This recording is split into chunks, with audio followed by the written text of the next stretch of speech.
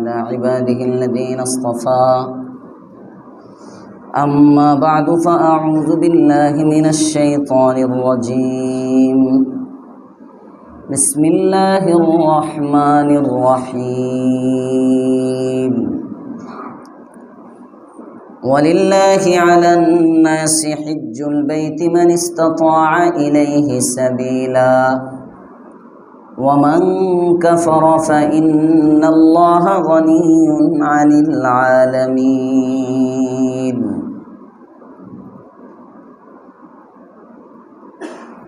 وقال سبحانه وتعالى إنما يعمر مساجد الله من آمن بالله واليوم الآخر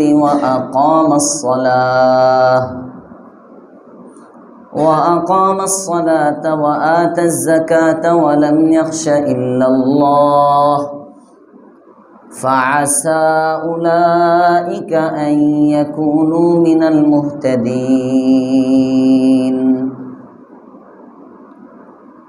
وعن أبي هريرة رضي الله تعالى عنه قال قال رسول الله صلى الله عليه وسلم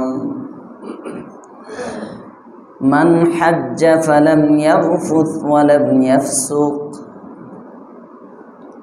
رجع كما ولدته أمه أو كما قال عليه الصلاة والسلام اللهم صل على محمد وعلى آل محمد كما صليت على إبراهيم وعلى آل إبراهيم إنك حميد مجيد اللهم بارك على محمد وعلى آل محمد كما باركت على إبراهيم وعلى آل إبراهيم إنك حميد مجيد سبحانك لا علم لنا إلا ما علمتنا إنك أنت العليم الحكيم আলহামদুলিল্লাহ শুকরিয়া রব্বে করিমের দরবারে যার তৌফিকে সালাতুল জুমা আদায়ের উদ্দেশ্যে মসজিদে আসার সুযোগ পেয়েছি কালিমাতুশ শুকর করি আলহামদুলিল্লাহ।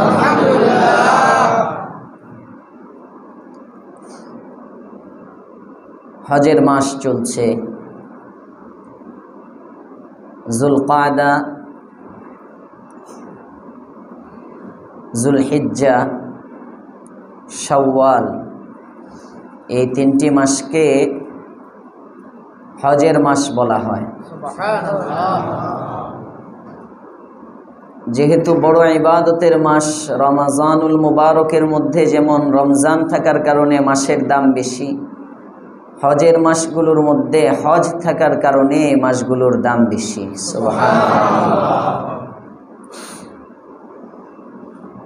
বলা হয়েছিল গত সপ্তাহে হজ এমন একটি ইবাদত যার জন্য শুধু শরীর দরকার হয়। হ্যাঁ বলেন, কি দরকার হয়? জান, মাল, শরীর এবং সম্পদ, দুটার সমষ্টিগত যে ইবাদত মুরাক্কাবুম মিনাল মালি ওয়াল বাদান, এটা হলো হজ।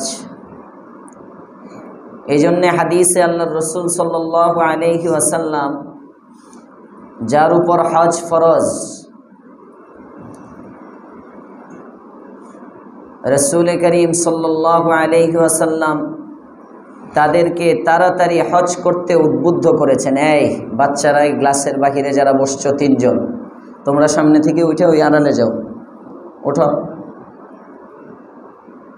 ওই দেয়ালের ওখানে গিয়ে বসো।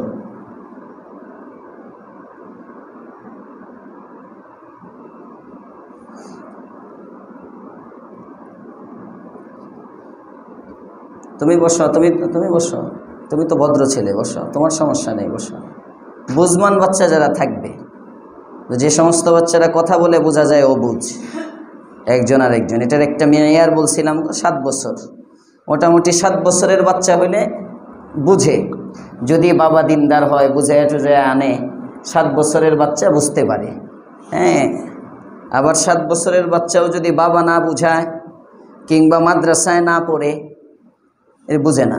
তো 12 বছরের বাচ্চাও নামাজে কথা বলে, আসে বিভিন্ন স্কুল কলেজের, এরা একটা আরেকটারে খোঁচা মারতেছে না, শিখায় না তো।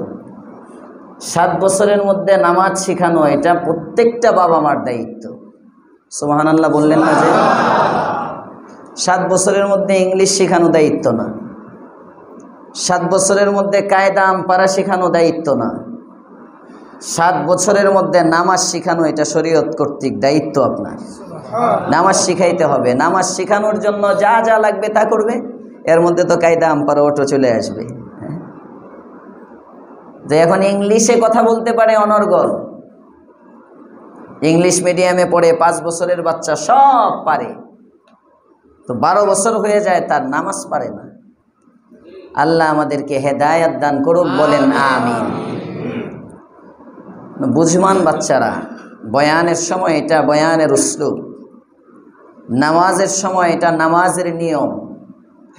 হাদিসের মধ্যে আসছে ইমামের কাছাকাছি যেন জ্ঞানীরা থাকে। লিয়ালিয়ানি মিনকুম উলুল আহলামি ওয়ান নুহা। সুনানে তিরমিজিতে হযরতে আব্দুল্লাহ ইবনে মাসউদের বর্ণনা এটা। হযরতে আব্দুল্লাহ ইবনে মাসউদ রাদিয়াল্লাহু তাআলা আনহু বলেন, রাসূল করিম সাল্লাল্লাহু আলাইহি ওয়াসাল্লাম বলেছেন যে আমি যখন নামাজের ইমামতি করি আমার কাছে যেন বুঝমান জ্ঞান সম্পন্ন যারা, উলুল আহলামি ওয়ান নুহা, আকলওয়ালা জ্ঞানী, ধর্মীয় জ্ঞানে জ্ঞানী, এই সমস্ত লোকগুলো বয়সের ভারসাম্যতা আছে, এরা যেন আসে। এই জন্য রাসূলের পিছনে সামনের কাতারের মুসল্লি হযরতে আবু বকর সিদ্দিক সুবহানাল্লাহ একদম রাসূলের পিছে দাঁড়াইতেন। উম্মতের মধ্যে সবচেয়ে বড় জ্ঞানী, সবচেয়ে বড় আলেম। এখন হলো বাচ্চা নাবালিগ, বুঝে না সুঝে না, বয়ানে বসে ডাইনে তাকাইবো বামে তাকাইবো, এটিতে দিয়ে দেয় আগে, উনি থাকে পিছনে। এটা উসুল না। বুঝমান যারা, একদিন বলে দিছিলাম এই আমার সামনের 2 পিলারের মাঝে অন্তত বুঝমান শ্রোতা যারা তারা বসবে। বাচ্চা কাচ্চা বসতে পারে, ওই বাচ্চাটা যে গভীর মনোযোগে কথা শুনে। অনেক সময় বাচ্চা হইলেও বুড়ার টান টানে, সুবহানাল্লাহ বলবেন না? সব বাচ্চা বাচ্চা না। হযরতে আব্দুল্লাহ ইবনে আব্বাস রাদিয়াল্লাহু তাআলা আনহু গেছে গা বাজারের দিকে। হযরতে আব্দুল্লাহ ইবনে আব্বাস রাদিয়াল্লাহু তাআলা আনহু হিজরতের 3 বছর আগে ওনার জন্ম। রাসূলের ইন্তেকালের সময় ওনার বয়স মাত্র 13। তো হিজরতের 3 বছর আগে জন্ম। একদিক দিয়ে রাসূলের চাচাতো ভাই আব্বাস ইবনে আব্দুল মুত্তালিবের ছেলে হিসাবে চাচাতো ভাই আব্বাস রাদিয়াল্লাহু তাআলা আনহু ছিলেন রাসূলের চাচা। আরেক দিক দিয়ে আবার হযরতে মাইমুনা রাদিয়াল্লাহু তাআলা আনহা, উনি ছিলেন হযরতে আব্বাস ইবনে আব্দুল মুত্তালিব রাসূলের চাচার যে ওয়াইফ, অর্থাৎ রাসূলের চাচির বোন। এদিক দিয়ে আবার রাসূল হলো খালু, আব্দুল্লাহ ইবনে আব্বাস রাদিয়াল্লাহু তাআলা আনহুর খালু। তো মাঝে মাঝে খালাম্মার ঘরে বেড়াইতে আসে, বাইকনারা যেমন যায় পিচ্ছি। ছোট বাচ্চা তো কতটুকু ছোট হইলে খালা খালু যে রুমে ঘুমায় ওখানেই তাকে বালিশের আরেক পাশে শুয়াইয়া দিতেন। সুবহানাল্লাহ বলবেন না? মিনিমাম 15 বছর বয়স নাকি? ছোট বাচ্চা, খালা খালু শুয়ে রয়েছেন, এদিক দিয়ে বালিশের আরেক মাথায়, এই পাশে খালা, বালিশের আর দিকে ওইদিকে মাথা দিয়ে, মাথার সাথে মাথা, এদিকে এই ভাগিনা শুইছেন হযরতে আব্দুল্লাহ ইবনে আব্বাস।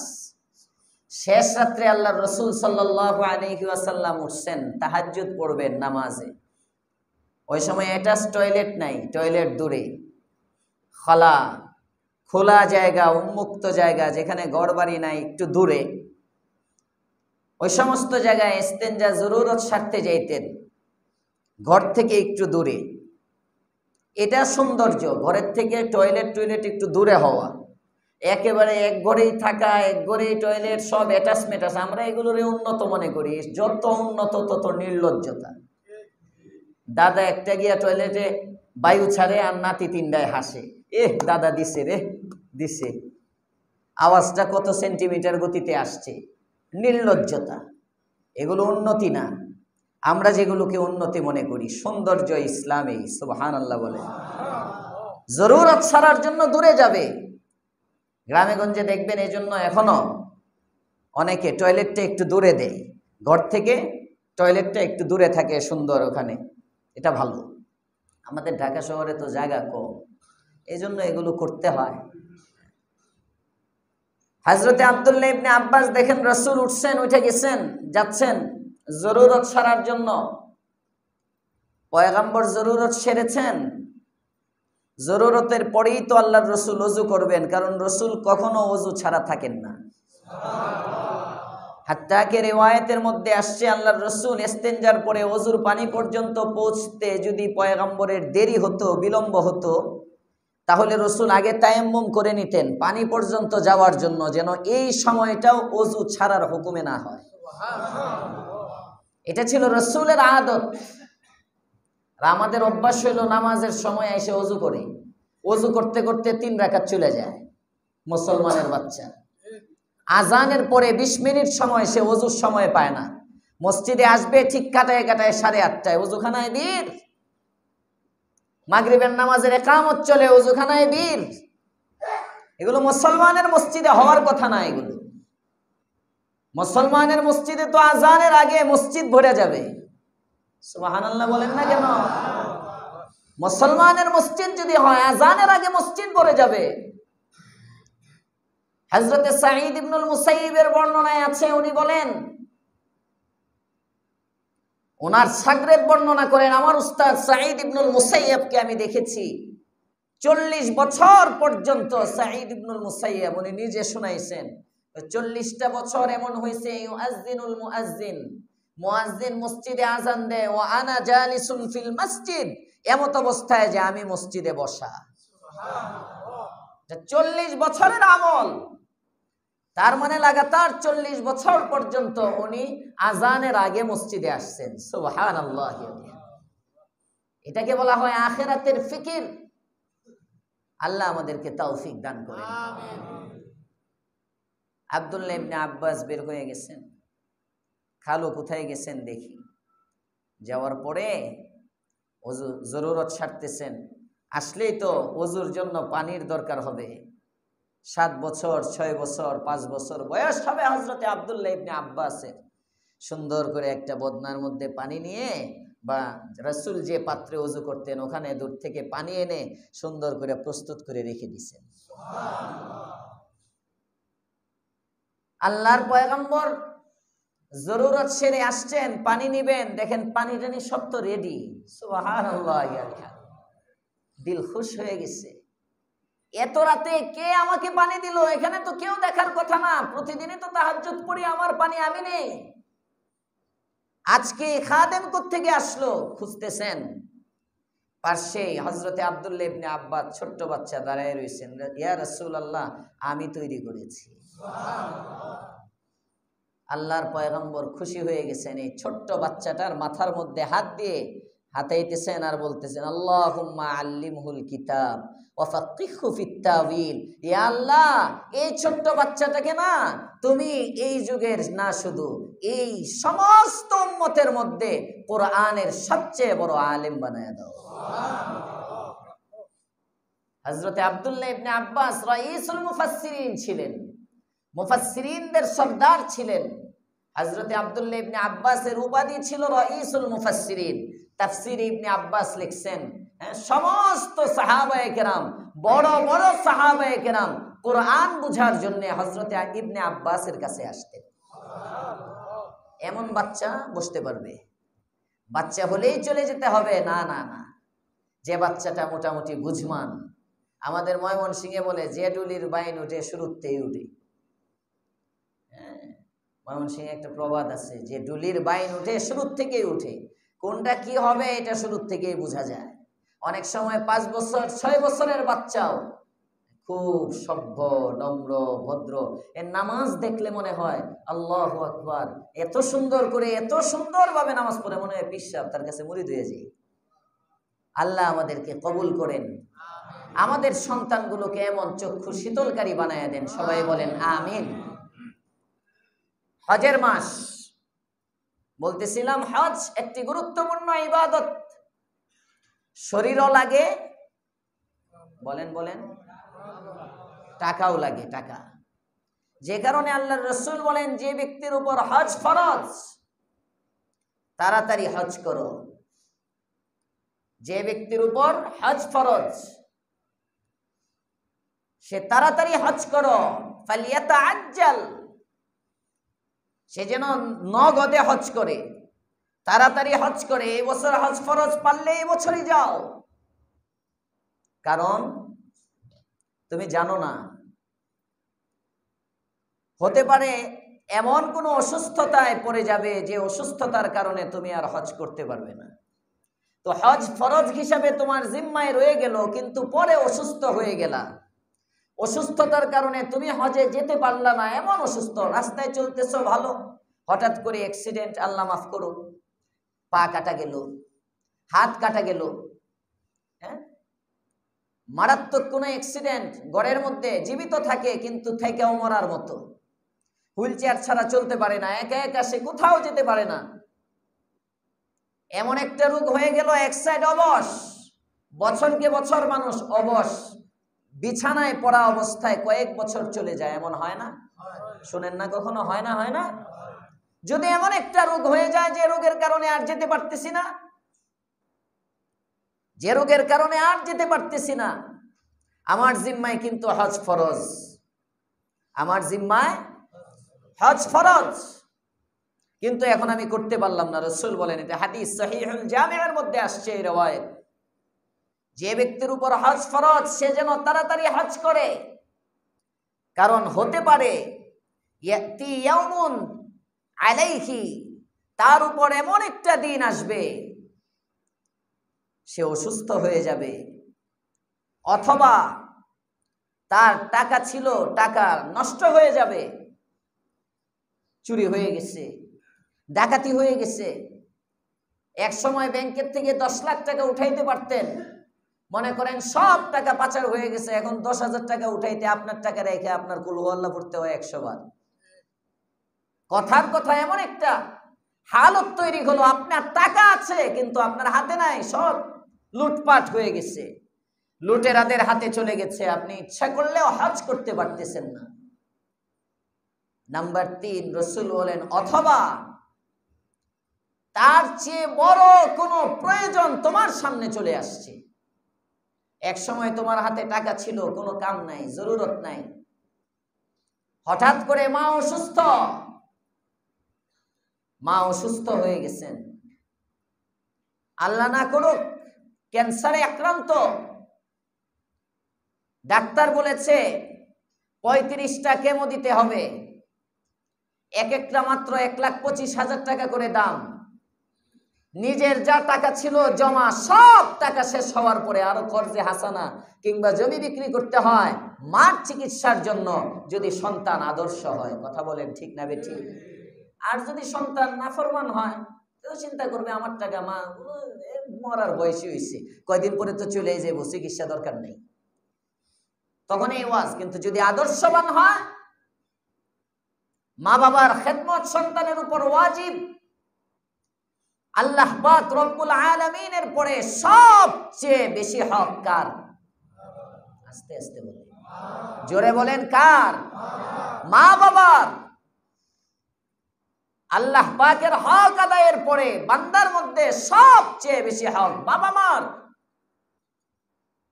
এজন্যই তো সাহাবী আসছেন রাসূলের দরবারে, ইয়া রাসূলুল্লাহ, ইয়া হাবিবাল্লাহ, সে একটা কাজ করেছি পয়গম্বর, মারাত্মক কাজ, মনে হচ্ছে আমি আমার মায়ের হক আদায় করে ফেলেছি, আপনার কাছে একটু সার্টিফাই দরকার আপনার, আপনি বলে দিলেই তো হয়ে যায়। কি কাজ করেছ? মা অসুস্থ, পয়গম্বর হাঁটতে পারেন না, চলতে পারেন না, হুইল চেয়ারের ব্যবস্থা নাই।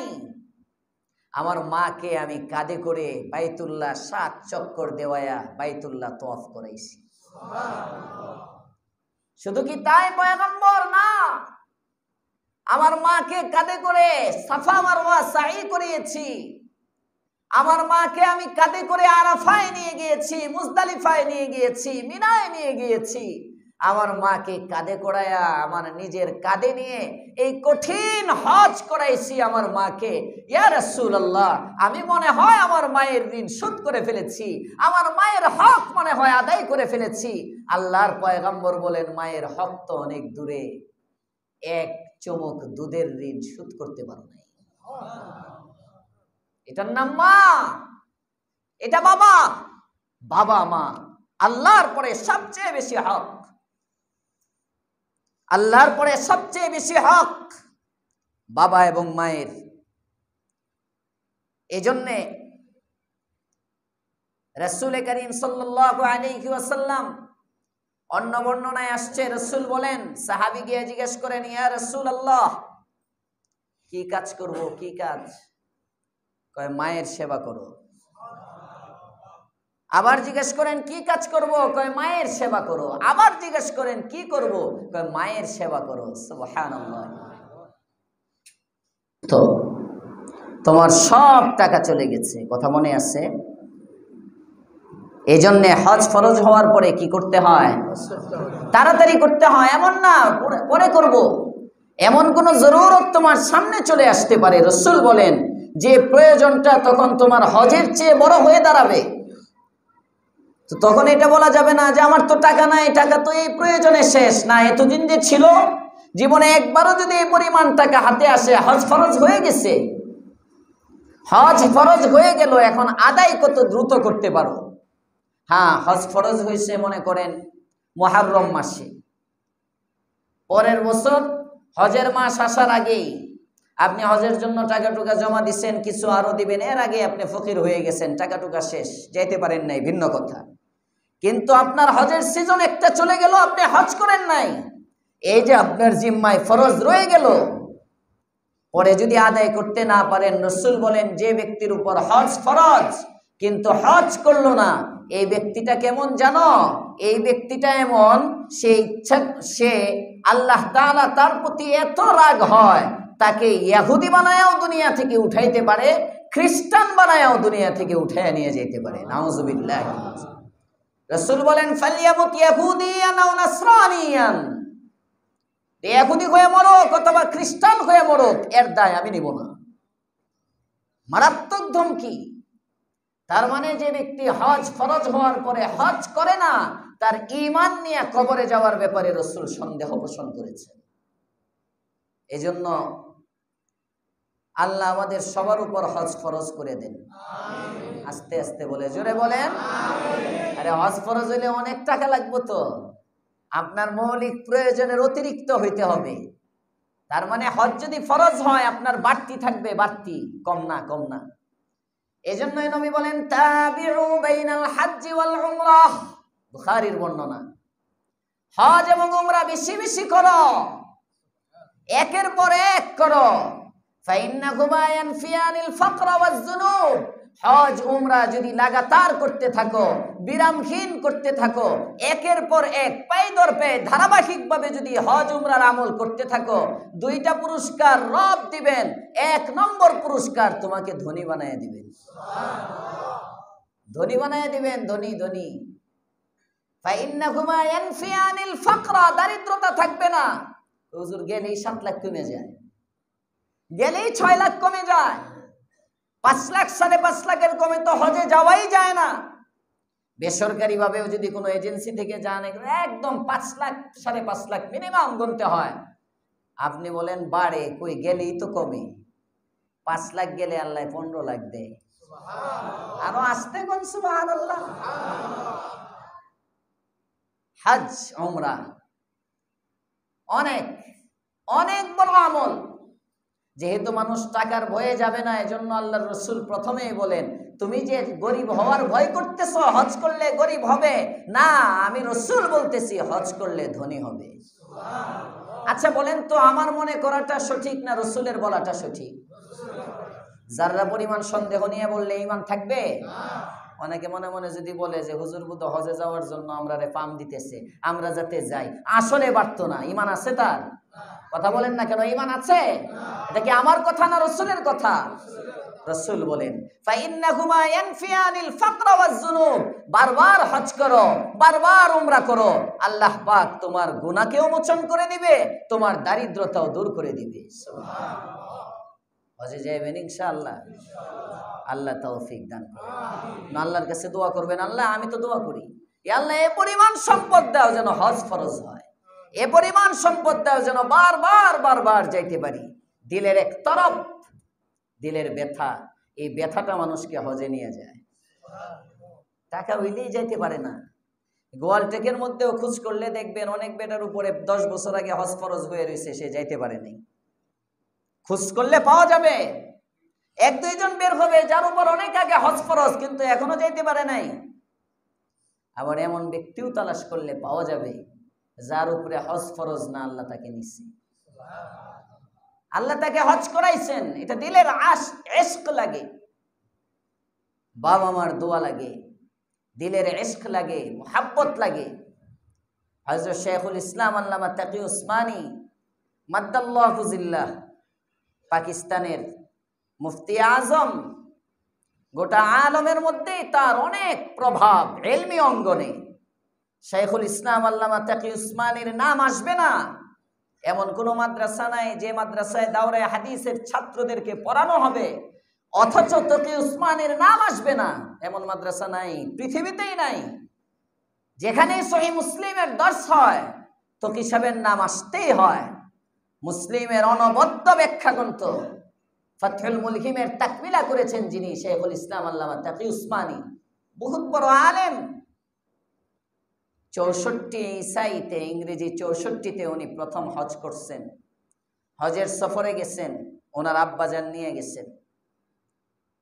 প্রথম সফরে বাবা সন্তানকে সাথে করে নিয়ে গেছেন। আগের বছর ওনার বড় ভাইকে হজ করাইছেন, 1964-তে ওনাকে হজ করাইছেন। হজের পরে উনি একবার বাইতুল্লাহ দেখলে এটা যে কি জিনিস, মনে হয় সব পারলে নিজেরে বেঁচে যাইগে, মনে হয় এমন। বাইতুল্লাহ ইশক এমন এক কাশিস, এমন এক টান,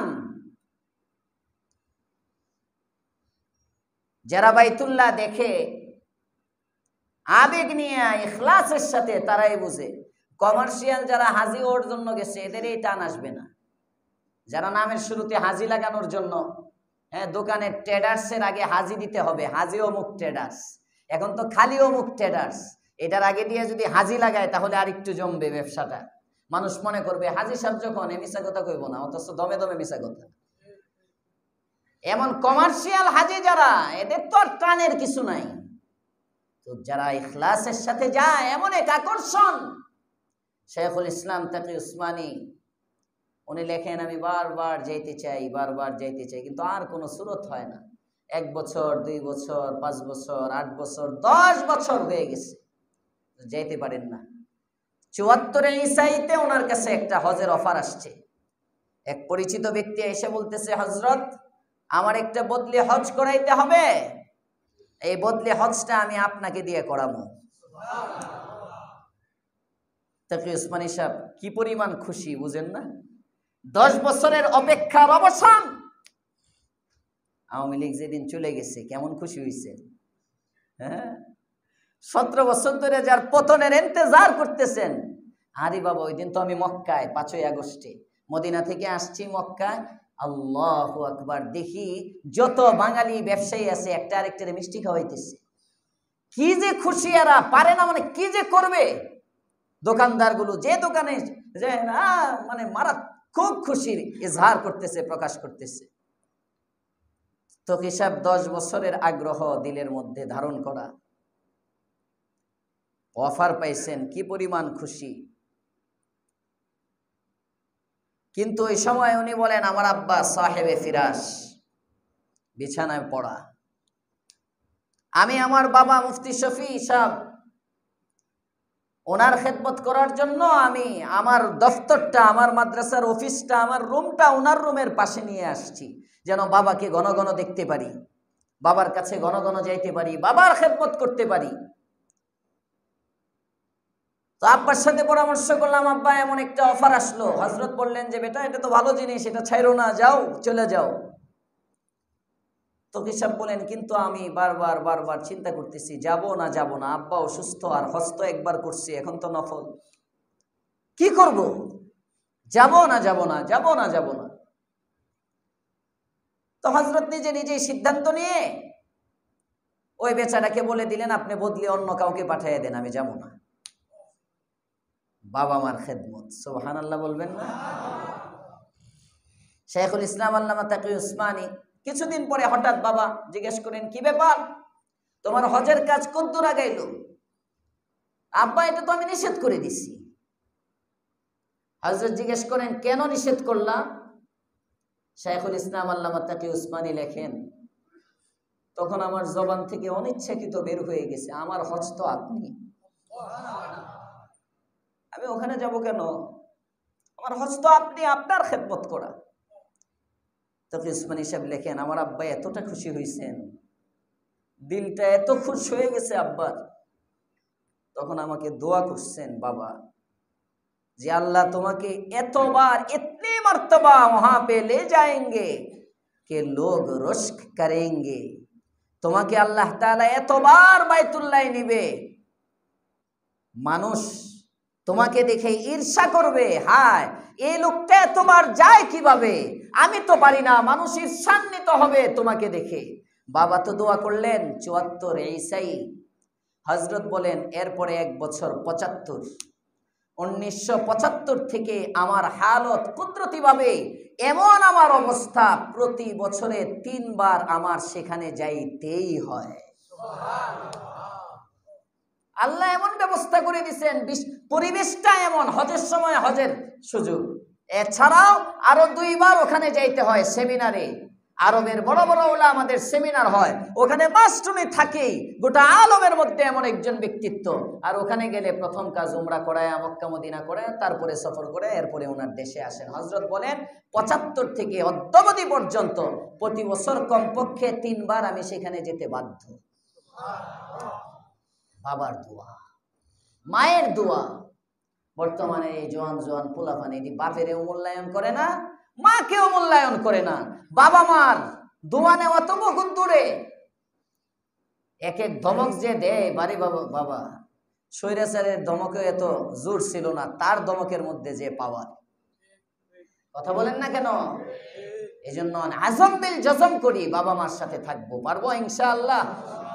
আল্লাহ তৌফিক দান করেন, বলেন আমিন। হজ যাদের উপর ফরজ হয়েছে, আমরা হজ করব খুব দ্রুত। এবছর তো সময় শেষ, আগামী বছর যেন হজ মিস না হয়, এখন থেকে ফিকির করি, যত ব্যস্ততা সব গুটায় নিয়ে আসি। আল্লাহ তৌফিক দান করেন। যাদের উপর হজ ফরজ না, বেশি বেশি দোয়া করি, ইয়া আল্লাহ আমারে তুমি বাইতুল্লাহ নাও। হয়তো হজ ফরজ করে নাও না, কেমনে নিবা আমি জানি না, আমি বাইতুল্লাহ যাইতে চাই, আমি আরাফাতে কাটতে চাই, আমি মুজদালিফায় খোলা আকাশের নিচে খালি পাথরগুলোর মধ্যে শুয়ে থাকতে চাই, রমে জিমার করতে চাই। 10 তারিখে লক্ষ লক্ষ হাজি যখন একসাথে বাইতুল্লাহ তাওয়াফ করতে থাকে, আমি ওই কাফেলায় বিরতে চাই, পড়তে থাকেন।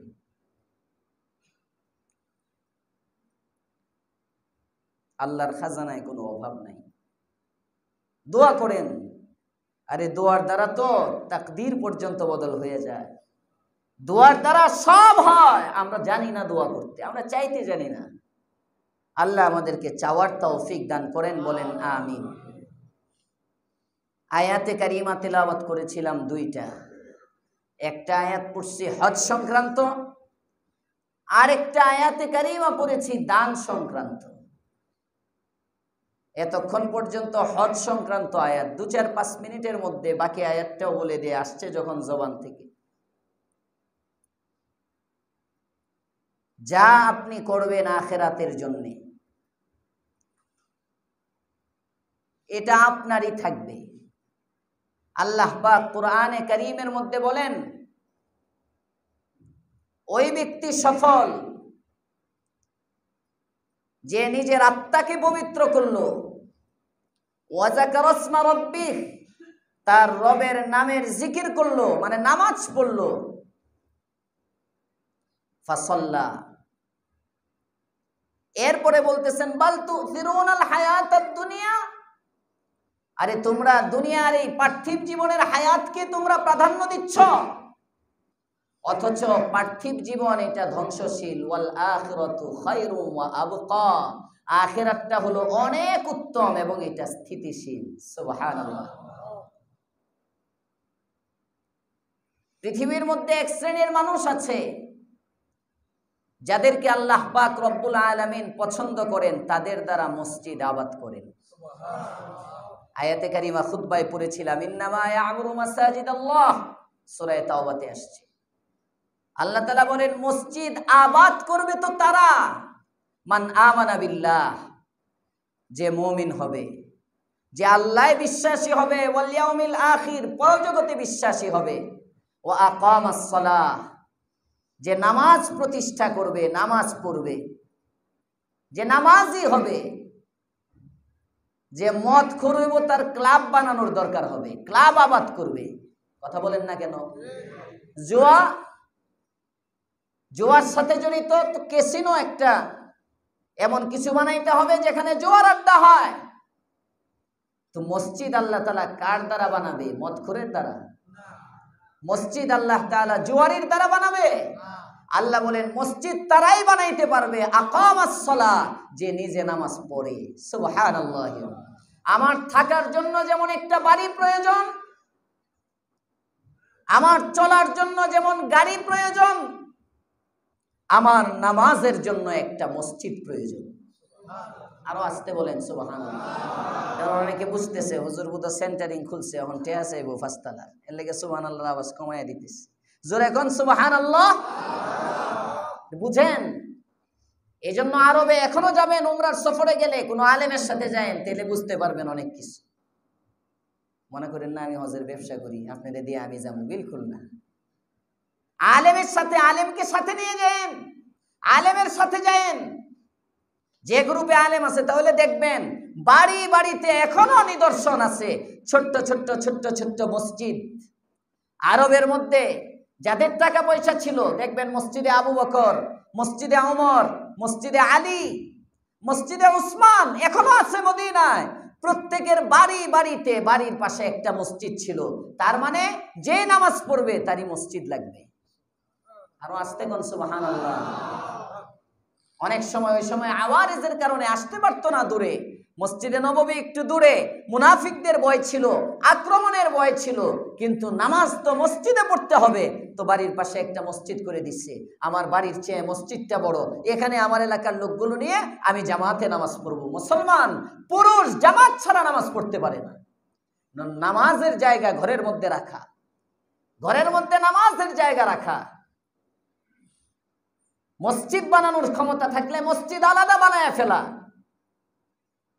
এখন আমাদের তো আলহামদুলিল্লাহ সুযোগ আছে, নিরাপত্তা আছে, এক এক এলাকায় এক একটা মসজিদ। কিন্তু অবস্থা এই, সাহাবায়ে কেরাম নিজেরা এক একজন এক একটা মসজিদ বানাইতে পারতেন, আর আমরা হাজার মানুষ মিলে একটা মসজিদ বানাইতে পারি না।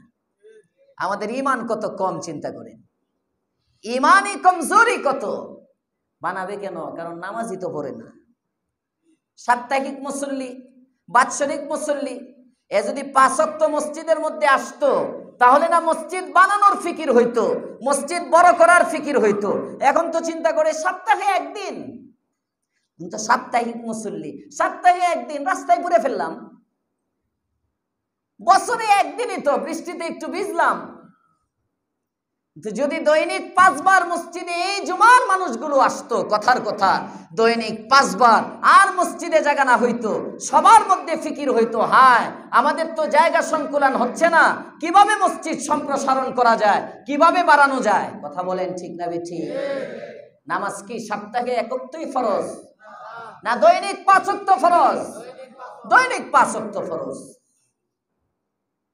এজন্য মসজিদকে বড় করা, মসজিদের দায়িত্বে যারা আছে সামষ্টিক হিসাবে জুমার মসজিদের মধ্যে যে মুসল্লিগুলো হয়, মসজিদটাকে এ পরিমাণ বড় করা, এটা তাদের দায়িত্ব যে এই সবগুলো মানুষ যদি 5 ওয়াক্ত পড়া শুরু করে দেয় যেন সবাইকে মসজিদে জায়গা দেওয়া যায়। এটার প্রস্তুতি থাকতে হবে প্রত্যেক এলাকায়।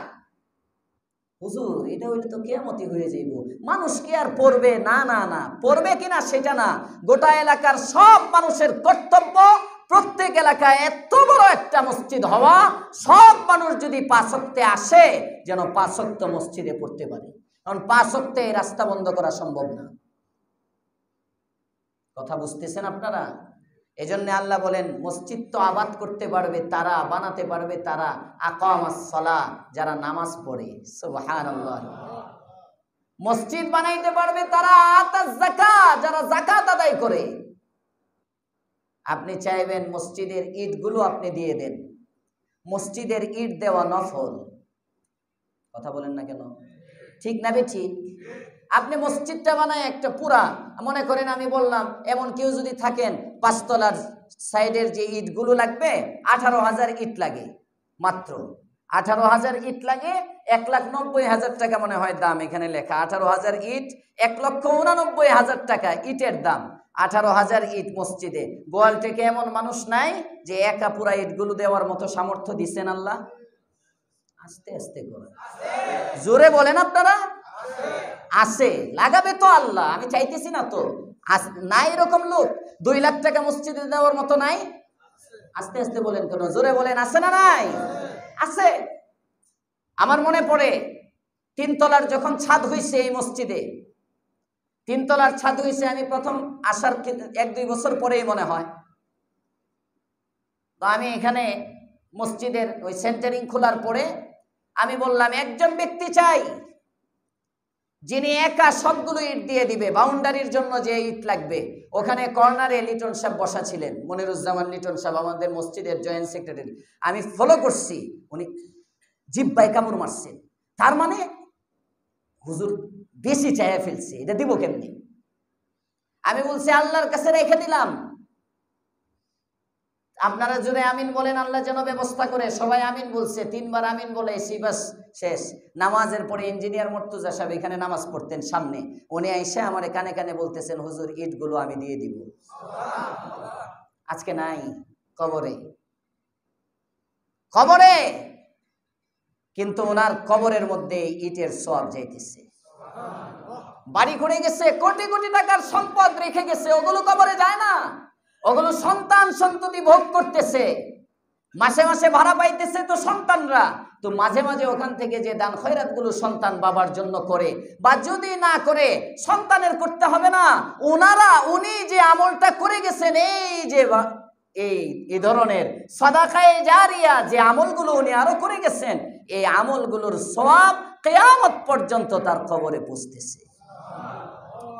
এটা হলো ওয়ালাল আখিরাতু খায়রুন ওয়া আবকা। আখিরাত চিরস্থায়ী হয়, আখিরাত উত্তম হয়, দুনিয়া ক্ষণস্থায়ী হয়। দুনিয়ায় সব ছাড়তে হয় আর আখিরাতে সব পাওয়া যায়। যেরকম সুবহানাল্লাহ। আল্লাহ তাআলা লাগাইলে লাগে, আল্লাহ তাআলা লাগাইলে লাগে, কিন্তু লাগাবে কাকে? ওয়া আতাজ যাকাহ, আল্লাহ বলেন মসজিদে দান করবে তারা যারা যাকাত আদায় করে। আস্তে আস্তে বলতেছে সুবহানাল্লাহ। আপনাদের কি গোল থেকে কোনো বিধি নিষেধ আসছে নাকি? ডক্টর ইউনূসের পক্ষ থেকে সুবহানাল্লাহ বলা যাবে না? না, এখন তো অনেক কিছুই আসে হঠাৎ করে, বিধি নিষেধ অনেক বাইরে হয়ে যায়। আমি চিন্তা করি, জোরে বলেন সুবহানাল্লাহ। আল্লাহর নাম জোরে বলবেন, বাতিল ভয় পাবে।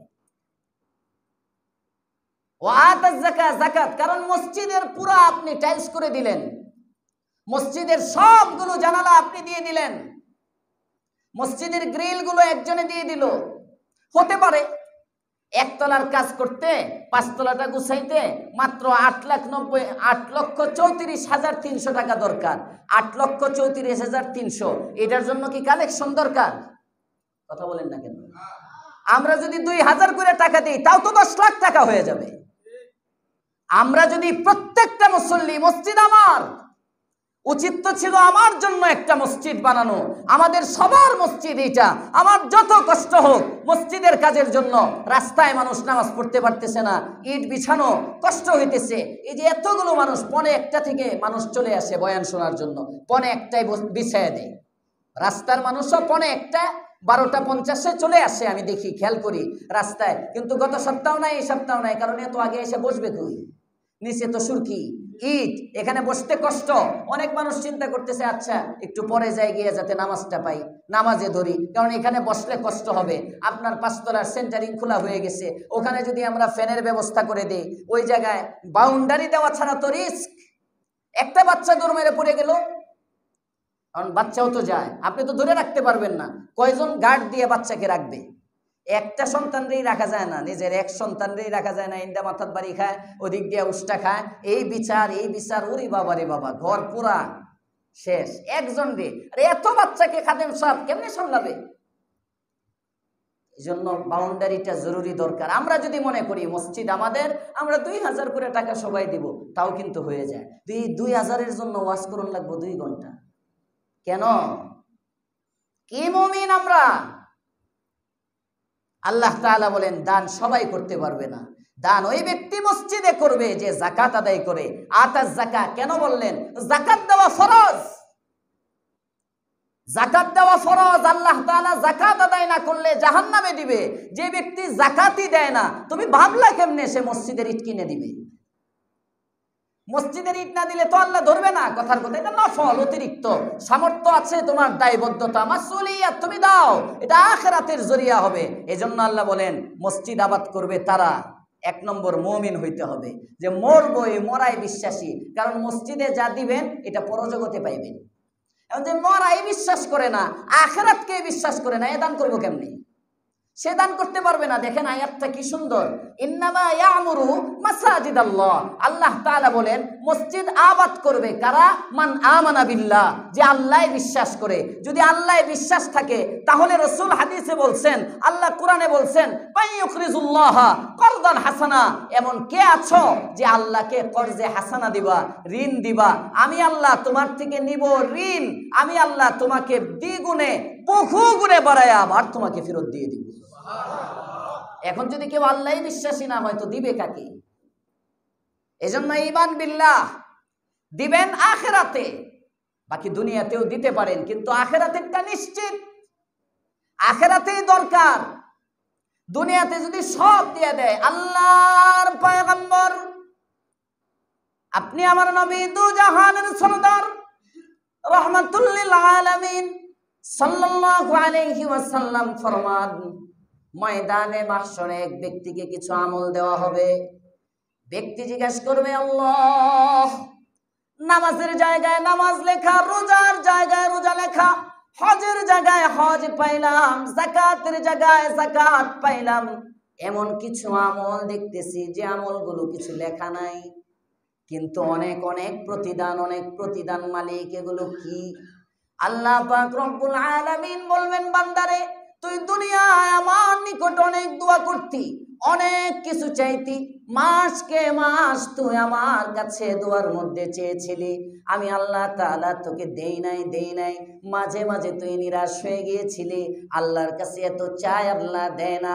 আমি যে দোয়াগুলো তোর দুনিয়ার মধ্যে তোর চাওয়াটা দেই নাই, ওই দোয়াগুলো আমি রবের কাছে, আমি ভান্ডারের মধ্যে, আমল নামার মধ্যে সংরক্ষণ করে রেখে দিয়েছিলাম। দুনিয়ার কবুল না হওয়া দোয়াগুলো আজকে তোকে কবুল অবস্থায় দিয়ে দিলাম। বান্দা কই, আল্লাহ তুমি তো, এটা তো আমি জানতাম না, এটা তুমি জানতা। তুমি যদি আমার দুনিয়ায় কোনো চাওয়াটাই দুনিয়ায় না দিয়া সব আজকের জন্য রাইখা দিতা, সুবহানাল্লাহ, সব যদি আমি আজকে পাইতাম কতই না ভালো হইতো, দুনিয়ায় দিলা কেন? এজন্য আল্লাহ বলেন, মান আমানা বিল্লাহি ওয়াল ইয়াউমিল আখির, আখিরাতে যে বিশ্বাসী হবে সে মসজিদ নির্মাণ করবে। আকামাস সালাহ, যে নামাজ পড়বে তার দ্বারা মসজিদ নির্মাণ হবে। আতাজ যাকাত, যে যাকাত আদায় করবে তার দ্বারা মসজিদ নির্মাণ হবে। ওয়ালাম ইয়াখশা ইল্লাল্লাহ, যে ব্যক্তি একমাত্র আল্লাহকেই ভয় করবে তার দ্বারাই মসজিদ নির্মাণ হবে। হুজুর আমরা এই গুণ অর্জন করতে পারি নাই। মুফাসসিরিনে কেরাম লেখেন, এই গুণ ছাড়াও কোনো ব্যক্তি যদি দান করে, মসজিদ বানায় ফেলে, আল্লাহ তাআলা তাকে এই গুণে গুণী বানায় দিবে। আল্লাহ আমাদেরকে তৌফিক দান করেন, বলেন আমিন। মসজিদের 5 তলার সব কাজ হবে ইনশাআল্লাহ। হবে হবে হবে আমার দ্বারা হবে কিছু? হ্যাঁ হবে তো অবশ্যই, নিশ্চিত। সূর্য পূব দিগন্তে উঠে এটা যেমন নিশ্চিত, মসজিদের কোনো কাজ অসমাপ্ত থাকবে না, মাদ্রাসার কোনো কাজ অসমাপ্ত থাকবে না, দ্বীনের কোনো কাজ অসমাপ্ত থাকবে না, অপূর্ণ থাকবে না। কারো না কারো মাধ্যমে আল্লাহ অবশ্যই করাবেন। এটা আমি বললেও হবে, না বললেও হবে, বলার বিষয়। আমি কি ব্যবহার হইতে পারবো ইনশাআল্লাহ? সবাই প্রস্তুত? আসেন, কেউ পুরা ইটের টাকাটা দিয়ে দিবেন।